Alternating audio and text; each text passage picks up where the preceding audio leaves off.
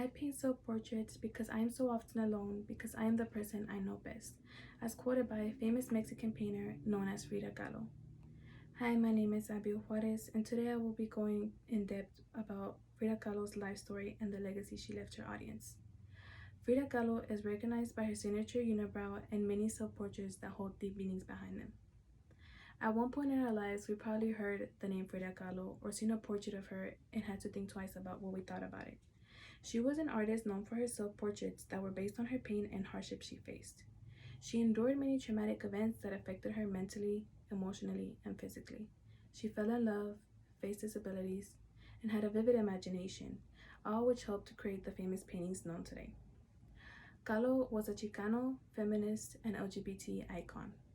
She believed in equal standards for both women and men. She proved that many things that men would usually do, women can do as well. Her cutting-edge perspective towards her sexuality and her capacity to transparently investigate them inside her life has set her status as a symbol among the LGBT community. Magdalena Carmen Frida Kahlo was born on July 6, 1907 in Coyoacán, Mexico.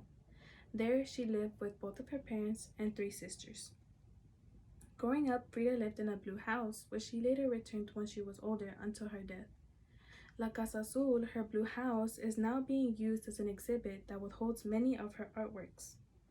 She had two older sisters and one younger sister.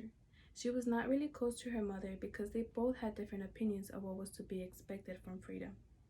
Her not being close to her mother was not the only thing that affected her at an early age. At age 6, she developed polio. This is an infectious disease that affects the body's nervous system.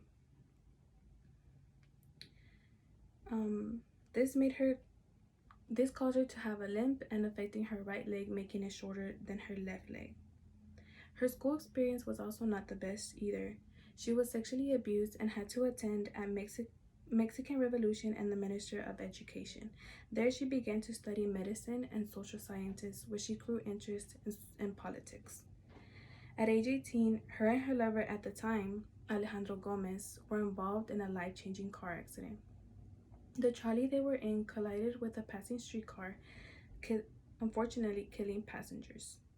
Although Alejandro left the scene unharmed, Frida was severely injured. She suffered multiple fractures to her body, including a crushed pelvis and a metal rod that impaled her womb. She had to use a corset for back support and had to go through more than 30 surgeries to regain movement. During her recovery process, she picked up painting, where she later met Diego Rivera's, who was also a painter. Diego saw the potential that Frida had in her paintings and admired how she was able to express herself in this way. They fell in love and got married despite her mother's thoughts. They both had affairs, and Diego had an affair with her sister. This act of infidelity was also expressed in her paintings. Frida said, "There have been two great accidents in my life. One was Diego, and the other one was the trolley. Diego was by far the worst." With that being said, she experienced a lot of hurt being with Diego. Frida's health worsened in 1950. She suffered with gangrene, which led to getting her right foot amputated. Through these depressing times, Frida still painted until she passed away. Cause of death was said to be pulmonary embolism, but many people speculate that it was a suicide. Frida was a Mexican artist who suffered through many traumatic events, who put all her experiences on canvas.